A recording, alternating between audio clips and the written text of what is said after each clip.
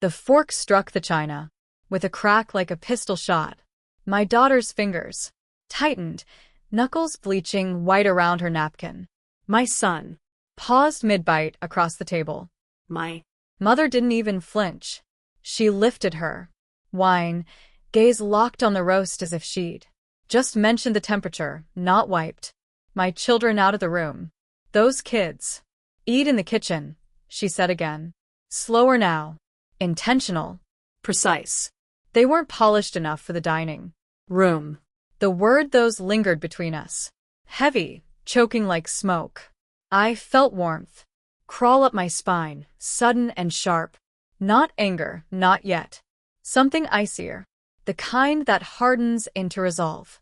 I picked up my phone, the screen cold against my skin, and smiled. I dialed.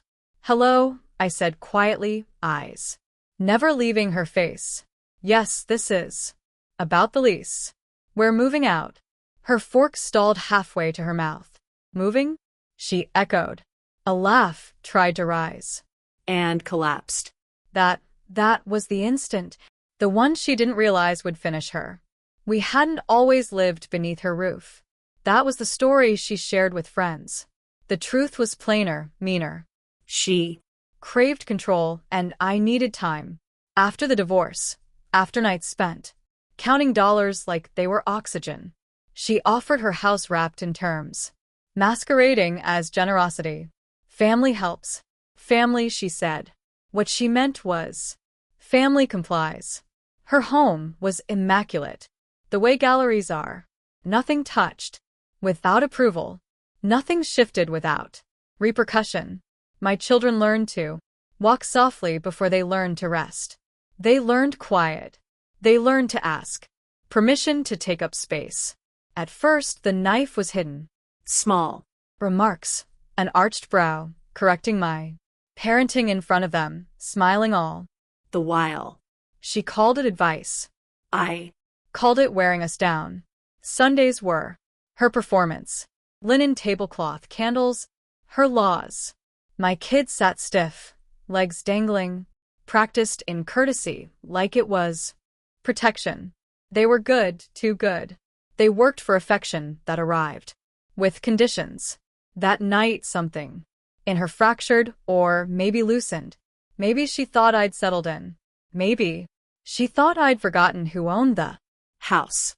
Those kids eat in the kitchen, she didn't spare them a glance when she said it.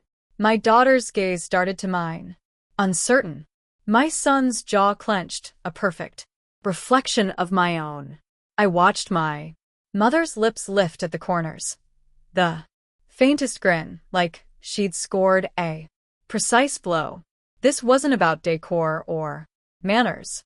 It was about rank, about reasserting where I belonged, where they belonged. I rose slowly, the chair legs dragging, just loud enough to register.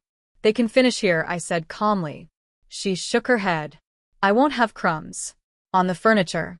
Take them to the kitchen. That was when I felt it, the boundary, the one you never cross. Because once you do, there's no return. I sat back down, smiling inwardly. Everything inside me was on fire. Years of swallowed sentences scraped upward, desperate to escape. But I'd learned something from her, whether she intended to teach it or not. Power doesn't shout. Power waits. I took out my phone. That was when I called the landlord. She tried to regain control, tried to smooth it over. You're being dramatic, she said once I ended the call. We can discuss this. I nodded as though weighing the idea. My children watched me, puzzled but believing. That belief was weight, it was a vow. We finished dinner without a word. She nudged her food around the plate.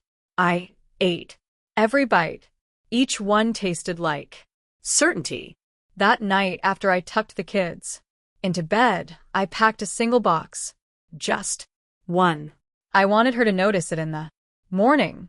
She did. Her eyes tightened as she passed the hallway. Progress, I said. She laughed, too sharp, too loud. You can't just leave. Where would you Go. I didn't respond. I didn't have to. Over the next week, she escalated. Passive-aggressive notes. Cabinets. Locked. Repairs accidentally scheduled. During nap time. Every action was minor, plausibly innocent, crafted to make me seem unhinged if I pushed back. 2 didn't. I recorded everything. Dates. Times. Exact words. She mistook my quiet for compliance. She underestimated silence. 2 days later, the landlord called back. An opening had come up sooner than expected. I thanked him, ended the call, and began packing for real. That's when she unraveled. The confrontation happened on a Thursday morning. Rain dragged down the windows like iron bars. She trapped me in the kitchen, boxed in between the sink and the refrigerator.